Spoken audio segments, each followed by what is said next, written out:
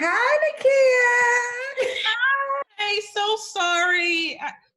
Today was just yesterday. I had the slowest day post break, and then today Everything.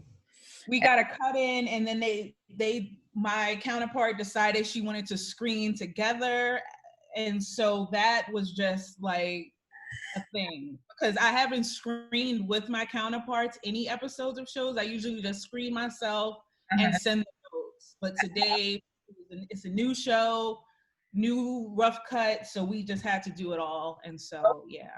No worries. Blessed book to be booked and busy. So listen, I appreciate you making the time. So all is well. Yay. I didn't know you were on the West Coast now. Oh yeah, I moved here in July. Oh, okay. I'm like, I thought I could have swore you was New York, but okay, you just yeah. I just moved here. What do you say? How's LA treating you? It's great. I mean, I can't complain. I mean, it's California now, but I mean, it's a really great like time. I'm glad that I made the change. I'm glad that I'm here. I'm sad that the world is where it is, but it's not going to be like this forever. So I'm just like taking the moments as I can and just trying to be grateful and appreciative of it. Okay, well, first of all, welcome to the She Critiques podcast. I do so appreciate you being here, Miss Nekia Seymore. But today we're talking about all things HBCU film related. I asked you on the whim, like, can you be a part? And you thugged out and said, "What's up? I got you." So I appreciate that. And we're talking school days first. So first of all, That's great. This was one of your 3 favorite films, you said. Why did you choose School Days as one? What is it about School Days you love? I think that, I've been watching this movie since elementary school, and I just loved it. I don't know what it was. I grew up in Harlem, though, so, when you are in Harlem, which is just like a Black city, a Black town, a Black area in Manhattan, it's just Black. All my schools, my elementary school, I always had Black teachers, Black male teachers, Black female teachers, principals, etc. So, that was elementary school. Then junior high school came, and it was the same thing because I always went to school in Harlem. And so that was already in me. I remember one year in elementary school, we did a Miss Black Collegiate show. And so it used to come on like ABC Channel 7 in New York back in the day. You would catch it on a random Saturday. It wasn't like a show that people talked about, but I think it was kind of like Homecoming Queens or something. And so we did a school play, just like acting like we were doing the pageant. I was the host of the competition, and I think we always had these HBCU conversations, and we always knew someone who went to the school. I think my teacher at the time, I think he might have gone to an HBCU. I'm not sure, but he was very into it, and that's why we did the Miss Black Collegiate. But I've always liked Spike Lee's films, but I think this one, because it was musical, it was just I just loved it. So I don't know. I'm trying to think, like, what year did it even come out? Because I don't know if I was even in elementary school. I think I might have been in middle. Let me do some quick housekeeping. School Days came out in 1988. It's written, directed by Spike Lee, none other. It stars Tisha Campbell, Samuel Jackson, Lawrence Fishburne, Jasmine Guy, Juan Carlo Esposito. And it's based in part on Spike Lee's experiences at Morehouse College as a student in the University Center in the 1970s, for people who don't know. The story is about undergraduates in fraternities and sororities clashing with some of their classmates at an HBCU during homecoming weekend. For those who don't know, now you know, and you need to go check. Now you know. So yeah, I was in elementary school. Yeah. And for me, okay, School Days for me. First of all, HBCUs in general. What school did you go to? I did not go to an HBCU. Where did you go? Girl, I was all set. I was gonna go to Spelman. I just knew Spelman was gonna be the school, all from elementary school, and then high school came, and I applied, to all the colleges. I mean, I think I had so many applications, and then I think over that winter break, I always joke that I must have seen a really good Army commercial, because I went to the military right after high school. Like, I turned 18 in basic training. Wow, I did not know that about you. Yeah, it's always like something nobody ever, because I don't talk about it because I wasn't in long enough. I'm not a veteran. Like, I was in legit 8 months, 11 days. It was peacetime. It was like easy to get out. But I went to the military right after high school. So when the time came for me to actually do the applications, I sent the applications in, but I didn't send additional materials.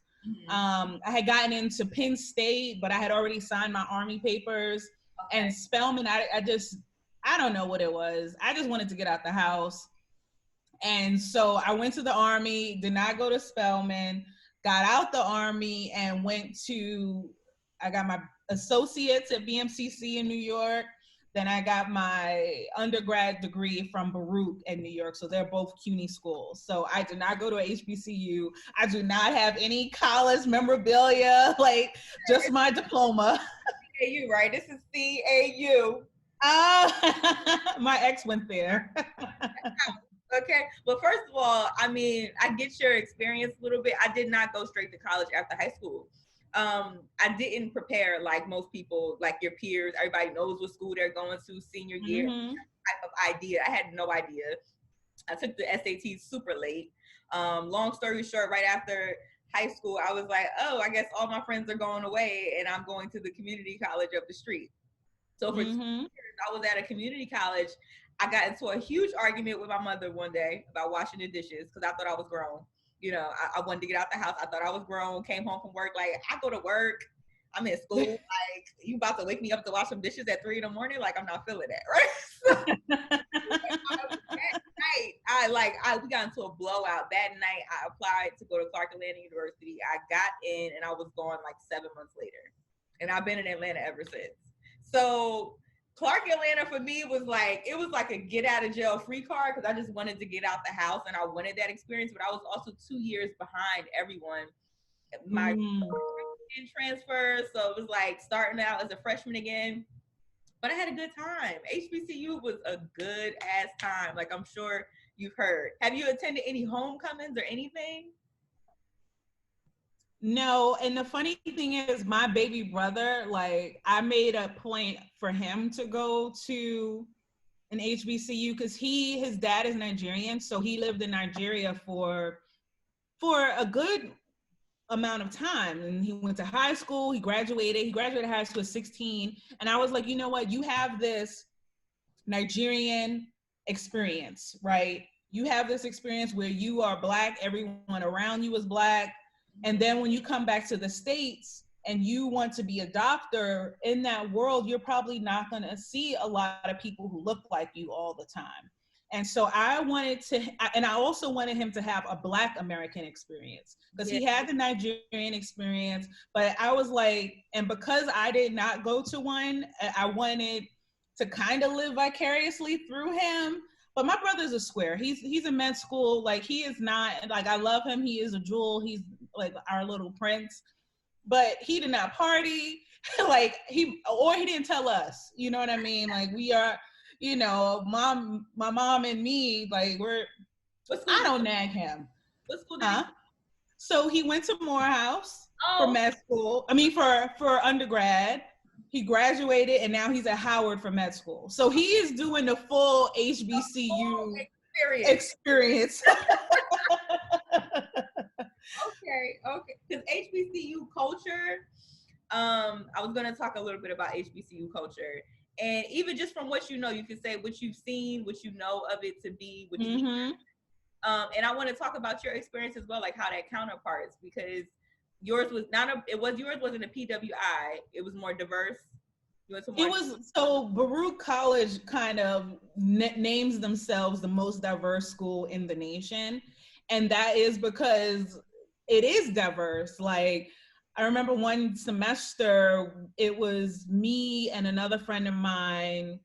We're both Black American, and like every person, like it was more like a generational thing. So our professor was like, if you're first generation, sit down. Half the class sat down.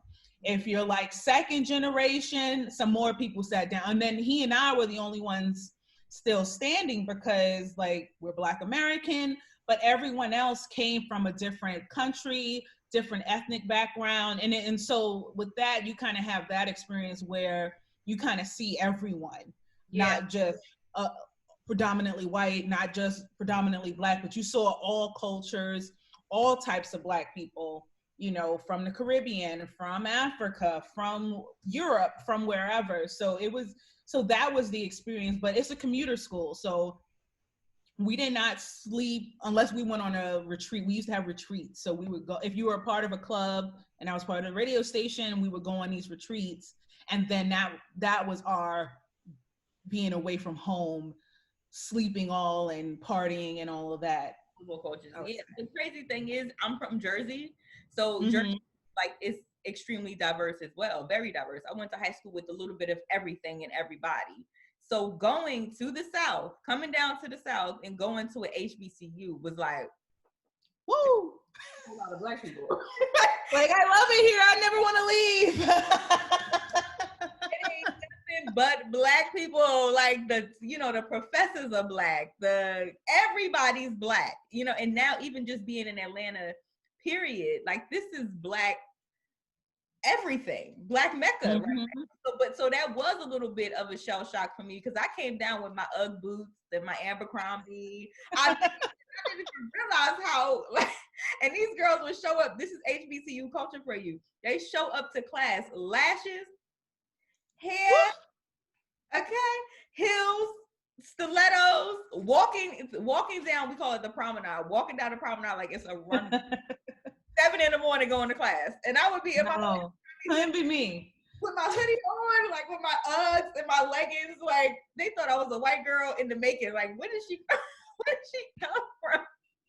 So it was a little bit of a shell shock. But what I got from it at the end, what I appreciate about the HBCU experience, that first semester, they drilled into us, like the classes that were mandatory for you to take as a freshman were your sociology classes, were your African American studies classes. Like they made sure if you only got one semester at this school, you are going to walk out of here knowing what it means to be a Black person in America and where you come from and what your know your history. Like they made sure that first semester, those are the classes you have to take, just in case you don't even come back for the next semester.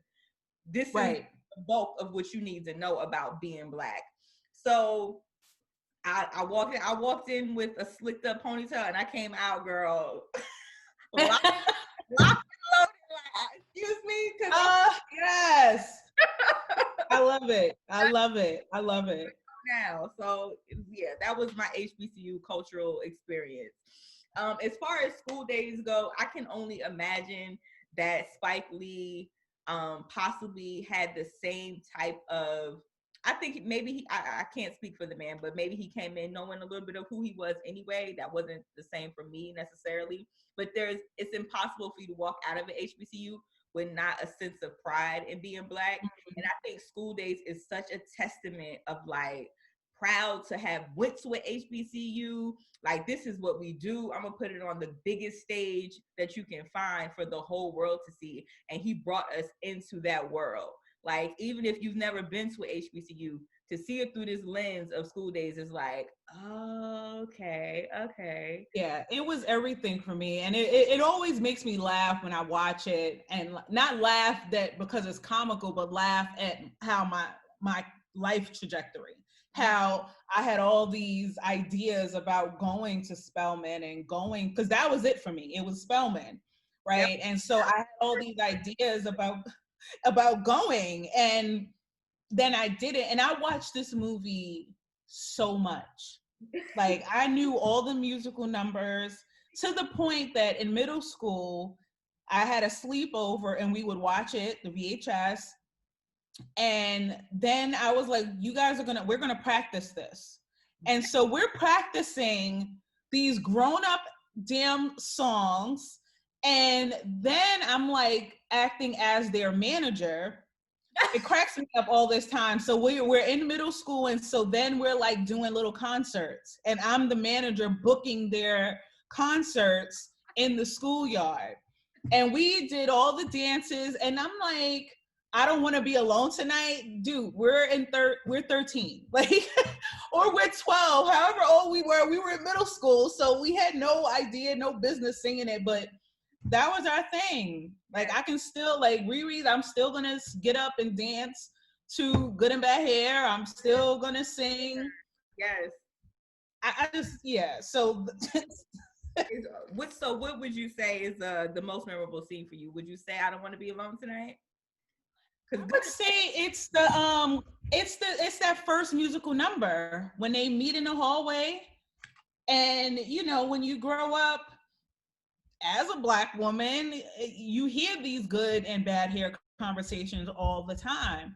You know, I go to the salon. I went to the salon out here, and it's always funny to me. And then he's like, "Oh, you know," because I'll go in with my hair looking, you know, less than kept. Okay, twist that's been in there for a few days, and just a hat.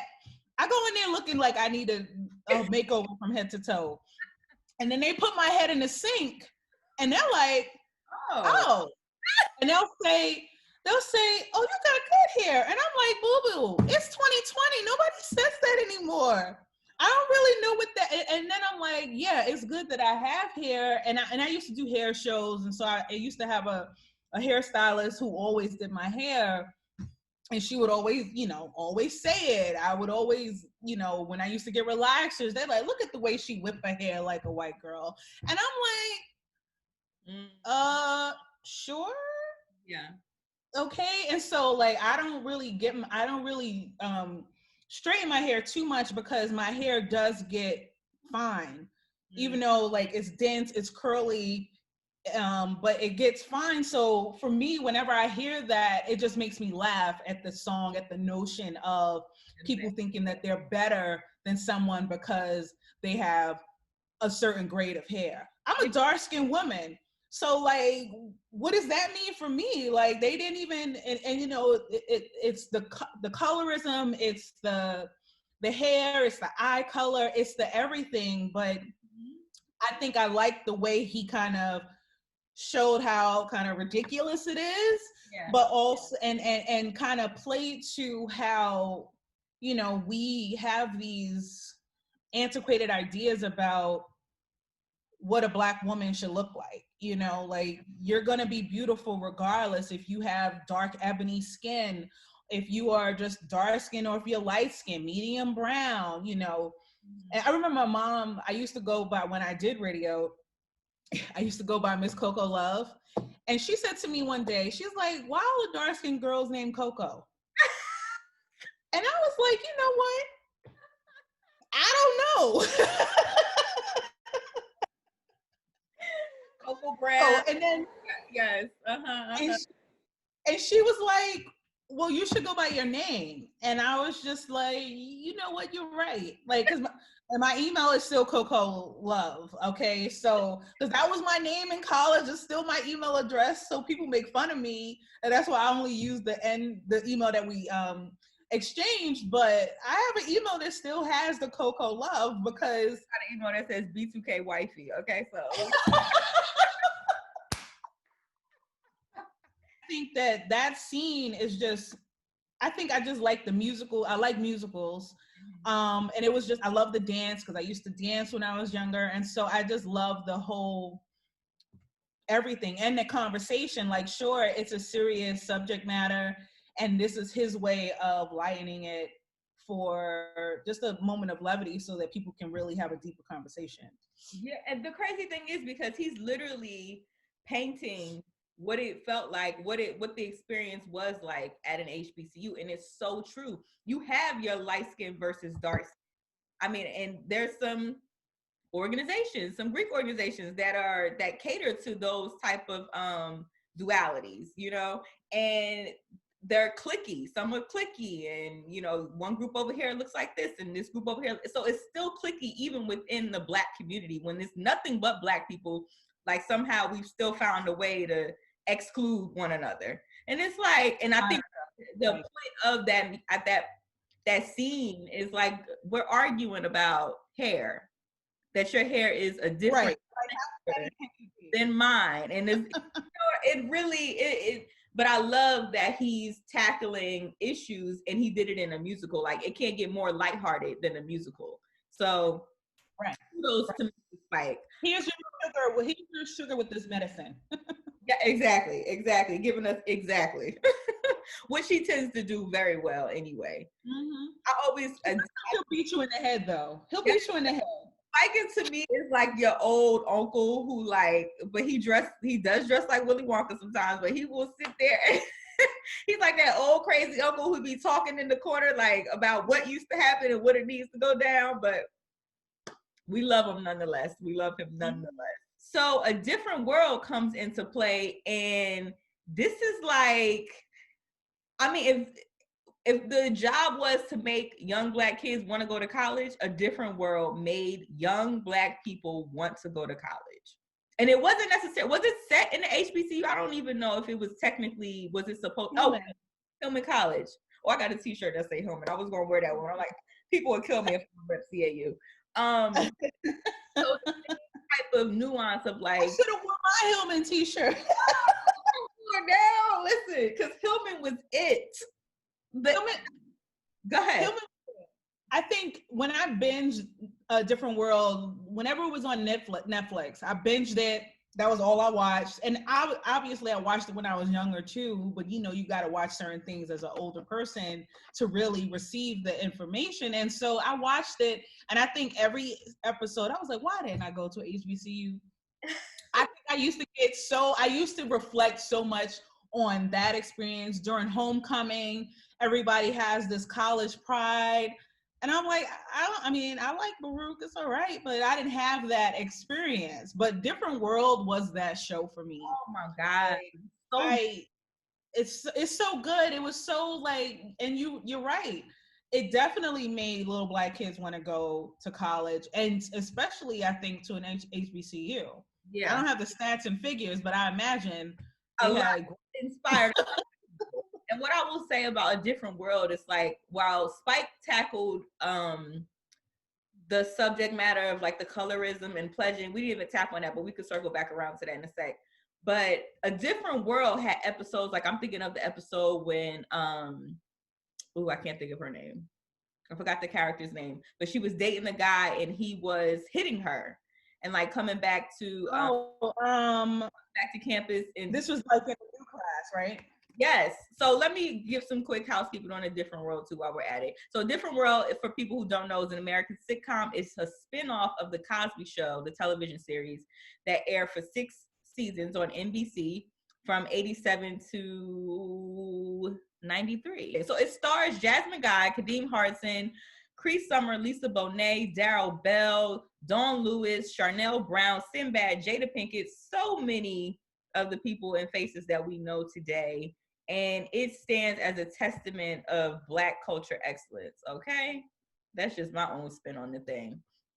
But A Different World to me tackled heavier subjects in a way that still was entertaining, but almost educating you before you even get to college. Like, so if I was watching this in high school before I even went to college, and I see episodes like I was talking about with domestic violence, or they had episodes of drugs or being roofied or something, like they were really almost preparing you too before you even step foot on a campus, which is, I mean, groundbreaking. Okay. Absolutely. I mean, and you don't have these conversations. At the time, we were all young, so like, who are we having these conversations with? You know what I mean? If not our parents. And most of so them, when you're watching a show like that, I'm sorry, you just broke up. Oh, I was gonna say I don't know about you, but for me, my parents didn't go to college, so I couldn't even have those type of conversations if I wanted to. They didn't have the experience either. Yeah, my mom, she went to City College. She went to a CUNY just like me. I was in elementary school when she went to college. So I went to classes with her. Like she would bring me to classes with her. But again, like she didn't have that college experience. Like she was a commuter student and she had a child to raise. So she was part-time. So she didn't have that college experience of living on campus and having those kind. She had like real adult experiences. Probably like your parents probably had real adult experiences working or living or just being. You know Right. what I mean? And not everyone has that opportunity to go off and stay on campus and have all these adult conversations that are before your time. And I think that different world was that show for a lot of us. If it came out 87, oh yeah, I was in elementary school. Mm-hmm. Mm-hmm. Like and I might not have known what these things were. I think as I got older and certain things that happen in the show happen in my world, I think I could relate to it a little bit more. But it's very much like you're having these real world educational experiences through a sitcom, basically. And I think that, I mean, I love that show. I could watch it right now. I think it's supposed to actually go to another streamer soon. So I'll be watching it again, even though I binged it like 2 years ago. I need to I need to binge it because I haven't seen it in so long and I missed it when it just came on Netflix. So I need to binge that from beginning to end. But it's just another example of medicine in the candy because it was entertaining. We enjoyed it, but didn't even realize they were teaching us life lessons, college lessons, like what to expect around the corner. So all of that. They also had that episode, excuse me, they had a pledging episode as well. So that's a similarity between School Days and A Different World was this whole theme of pledging. What did your college have sororities and fraternities? So they had some. They were not of the they were not black. Sororities and fraternities. And I think I was also an older, not old student, but I was older. Like I had experienced a little bit more life. And I think these people were right out of high school. But then like a girl that I knew who I was friendly with, she was a Zeta. But there was I don't remember there being a Zeta chapter. And I just remember a lot of the women that were in her chapter were not very friendly. So it was not a welcoming experience for me to consider joining. But but I also was like, I always felt two ways about it. Like I was in the Army. I don't really like people telling me what to do.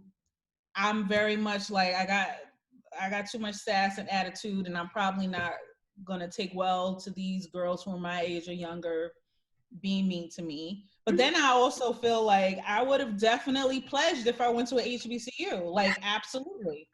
Like I don't know which one. And sometimes even late at night when I'm here alone, In there. Are you, girl? You're not. I start thinking about doing a alumni chapter.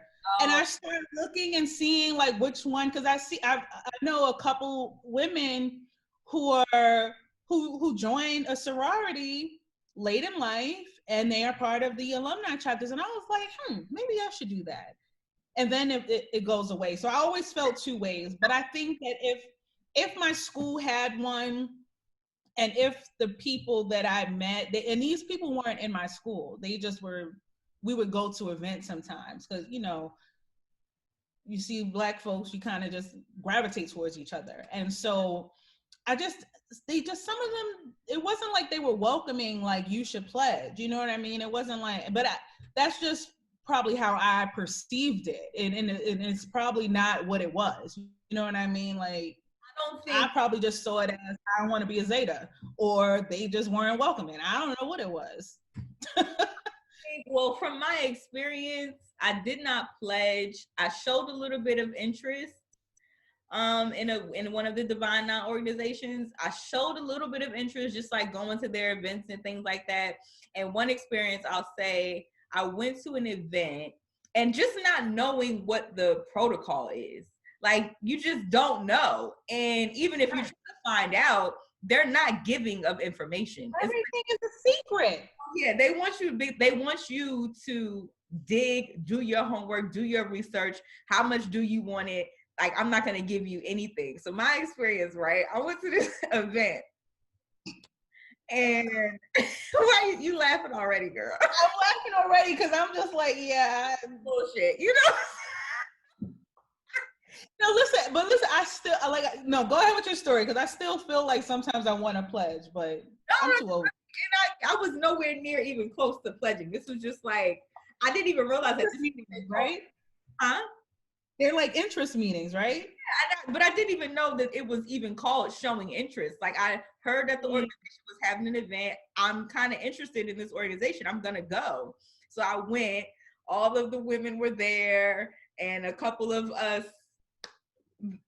non-Greek affiliated people came, girls who show interest.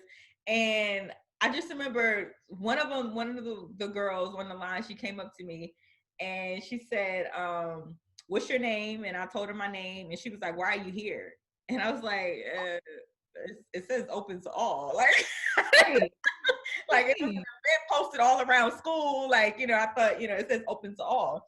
So she said, okay, and asked me all these questions, like, what school, you know, what year are you in? And, you know, blah, blah, blah, what are you majoring in? Like, just giving me a whole rundown. So she goes to like walk away, and I was like, I'm sorry, what's your name? And she said, oh, Cupcake. I said, okay, Cupcake. All right. Okay, girl. So anyway, long story short, maybe like a year later, I said this to my friend, and she was like, oh, you're supposed to go online and find out their names. Like, they're never going to just give you their name. Like, you have to go find out who's on that line and go on Facebook and see who she is. You should already know her name. You should never ask what her name is. I was like, girl, all these invisible rules, I can't keep up with. Like, these. Don't you pay dues? Yes, they pay dues. They do pay dues. So it's not like you're volunteering or it's a free thing. Like, no, I think that's also it too. Like, I would be like, I gotta pay for this. I gotta pay to have some girls yell at me or be mean to me. No. But I think in college, when you are still trying to figure out who you are, you don't know who you are. I think there is a period of like stripping you down to so that they can build you up to what they want you to be in their sorority. But the sad part is, anybody who tears you down and tries to build you up, they can only build you up to who they are. They can't build you to go any higher. So you're looking at what you're about to be like. You know what I'm saying? And if you're treating me like this, then that's why the cycle just continues of how they treat each other year by year. So I'm sorry, go ahead. What were you going to say? You would think it's no, I'm just more like yeah, I didn't know any of the rules. But I was thinking like, see, the building people up thing, that was basic training for me. So for me, that's what I say, like, you know, I wasn't in the military long, but I was in there long enough to have like drill sergeants. Yeah. And you know, I was in there long enough to see that it ain't for me. Yeah. You know what I mean? And so, I think I've always knew who I was, and I don't think that I think a lot of times like people join because of legacy, community, and for other reasons. They don't know. I think it really has to do a lot with not knowing who you are yet and feeling like you need a place in school in your college years. And maybe, I don't know how high school was for you. I was popular in high school. I was very popular in high school. I feel like, you know, I had a good crowd or whatever the case may be. So coming to college was like, I ain't trying to fit in. I could care less what the fuck y'all got going on. Like, I'm good. Like, I don't need you to establish. Yeah, I was like medium popular. Right. I was medium popular. Like, I was the vice president. I was a cheerleader. Yes. But like I went to a school in a city, and so there was no like popular. You know, like when I watch TV and I see high school shows, I'm like, oh, that's like the cool kids. I mean, I guess the cool kids had Vansons. They all had the nice, fresh, fly clothes, like the Vanson leather jackets. Mm-hmm. They all had a North Face in every color. You know what I mean? Like, and my mom was very much not into name brands. She didn't buy me sneakers, so people who had fly sneakers. She bought me 5411s when they were 5411. Like, so, and that was just for cheerleading. So Yeah. it wasn't because I could wear sneakers to school. It was so that I can cheerlead in them. So in different areas, I was the girl who went to class. Yeah. Right. You wasn't cutting class behind the bleachers or nothing. Right. I mean, I was into some stuff. Yeah. That's a different episode. You know, I was into some high school things, some high school shenanigans. Absolutely. Weren't we all? That's a long time, darling. It's a long time ago. Right. Anymore. But so let me say, with school days, to watch men go through that process of hazing and pledging, it's always some kickback when we see on a large scale the process of hazing and pledging. Mm-hmm. And I say it's different. I say it in two different categories because I don't want every Greek organization to think that it goes hand in hand. There's hazing and then there's pledging. But in the process of school days, we see them pledging and they're being hazed. Likewise, right. Burning Sands. Oh yeah, I saw that. So Burning Sands. So there's always some kickback from Greek organizations when hazing. The truth is up. Ooh, girl, I ain't saying. You lucky I got no sponsors yet, girl.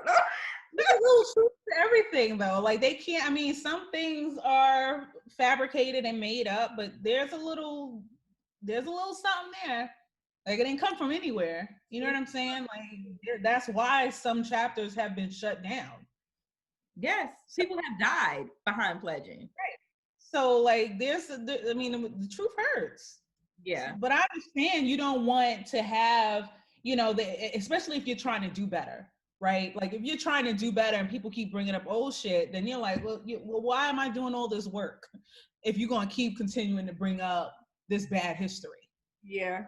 Yeah. But I mean, listen, the truth is the light, and you know. Yes, it's divine honor. Very sensitive. You can't sweep it under the rug. Right. If they're very sensitive about what comes out about their organizations. The first show I ever worked on was Sorority Girls on VH1. Oh my God, I remember Twitter. They were up in arms about that one. Girl, they only showed 2-3 episodes, and then they said we can't show this no more because this was the first show I ever worked on. Okay, and I'm like, you know. Girl, they show about 2 episodes and they said, okay, we got to shut this down. And I remember the women who were a part of the show, a lot of them got suspended from their organizations, or some of them got expelled completely, like got their letters taken away. Like they are very serious about let me shut up. So anyway, so yes. Open a can of worms and say, well. Girl, let me shut up. Okay, I'm trying to get these sponsors. Okay, listen, I'm in. So yes, yeah.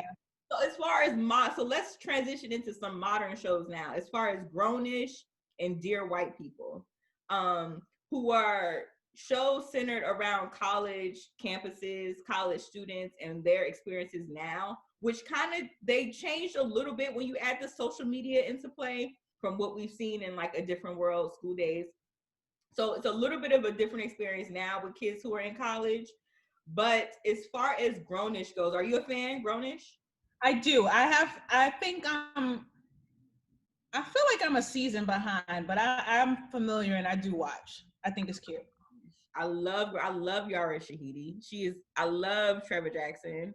Like I'm all for He's my idol. Like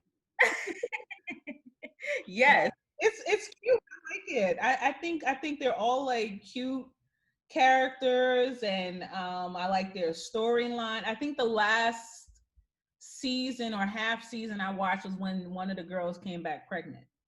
Oh yeah, I believe that's where I ended as well. That's where I ended as well. Mm-hmm. But Mm-hmm. I love Kenya Barris, who's a CAU alum. Shout out to Mm-hmm. Kenya. But he does.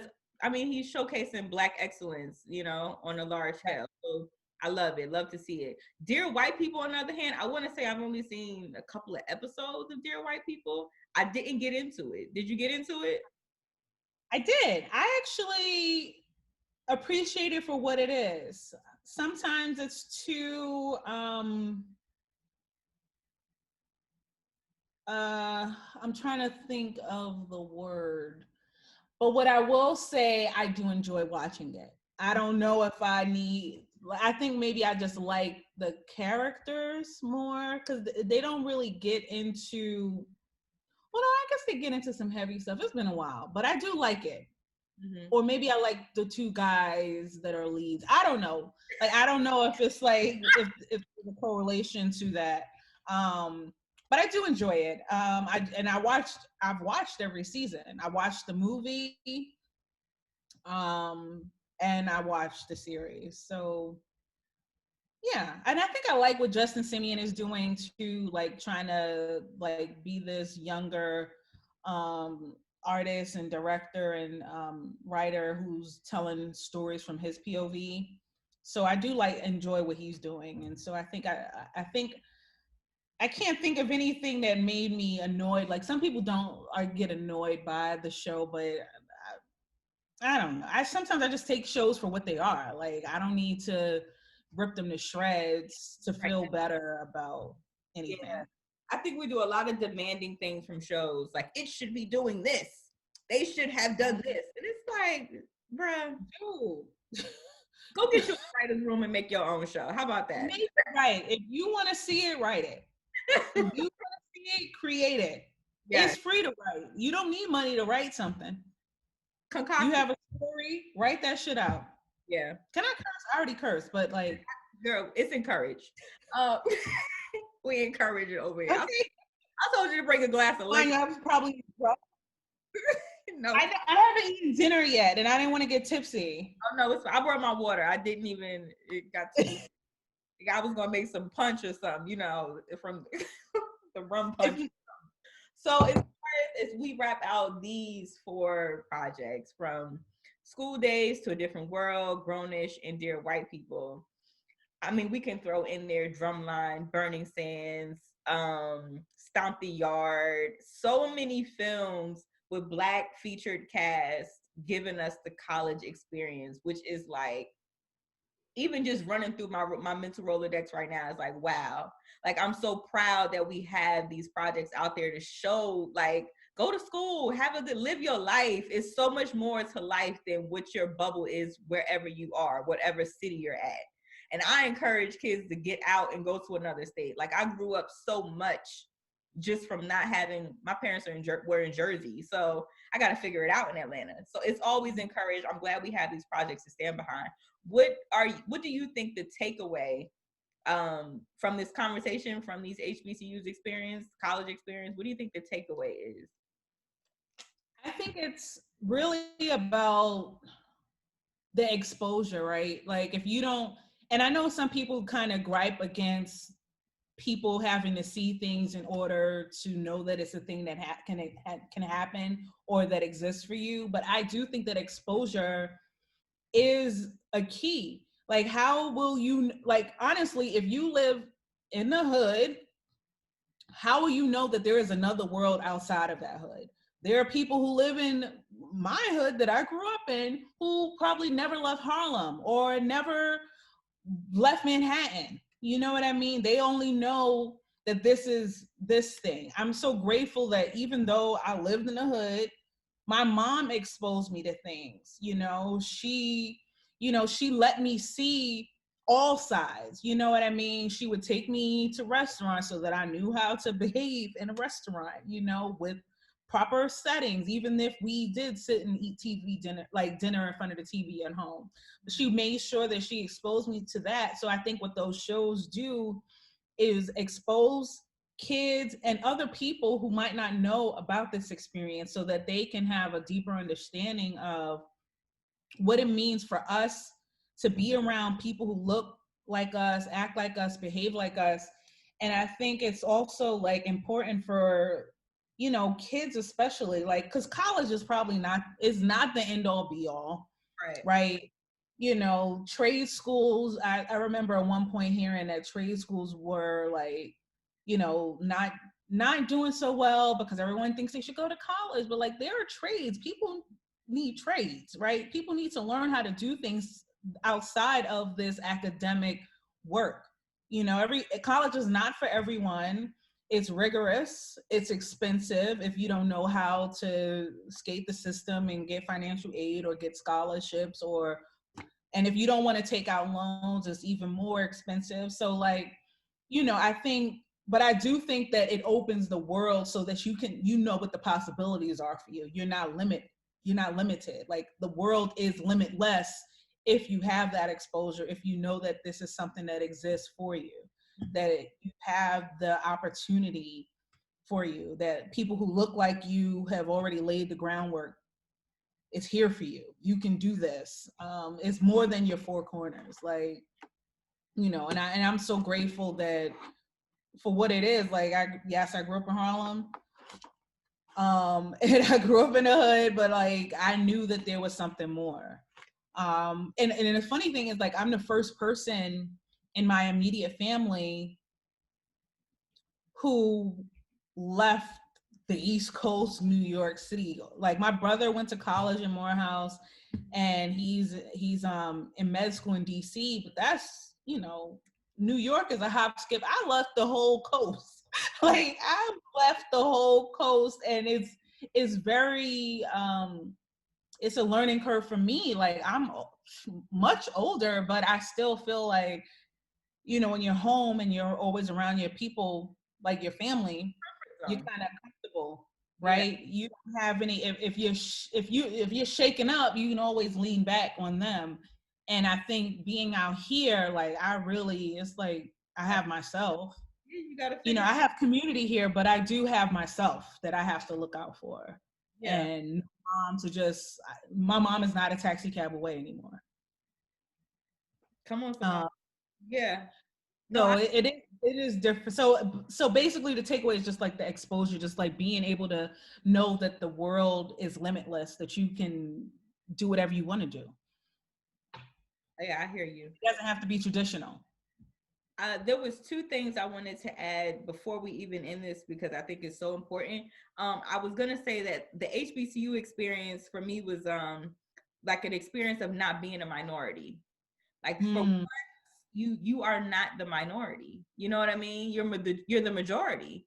And I don't think there's any place else in America that you can get that full-on experience like that. So I mean, for once in your life as an African American, like you can be the majority, which was it was interesting to feel like that. And then also, when I was saying the first semester, they make sure they drill in who you are. Have you heard of the Willie Lynch documents? Yeah, and that is false. Yeah. It's false. It's you know, they made it up as fabricated. But what I will say, when I did read it in college, it opened my mind to the possibility of, like, even if the documents itself are false, just the mentality of slavery and how they've you know, separated us by colorism, by, house Negroes, field Negroes, like just the way that we have been divided as a people.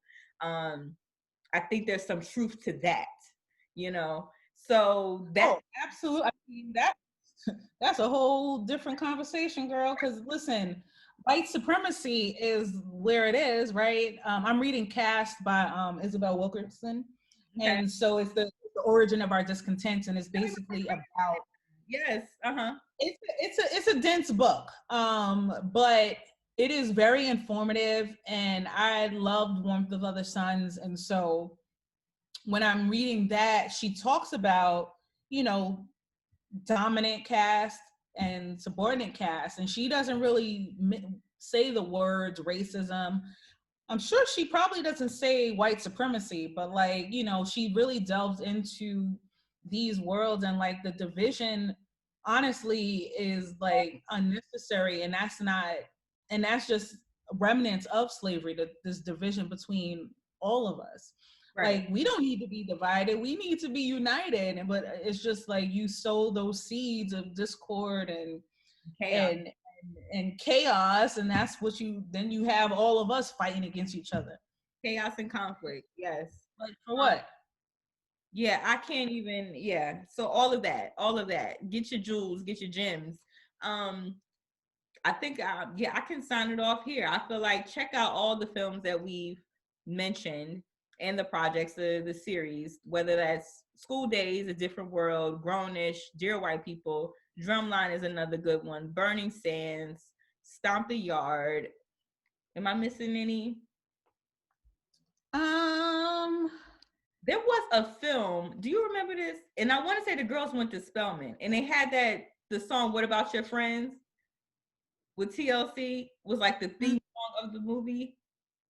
Because I want to say that film made me want to go to Spelman. I can't think of the name of the film right now.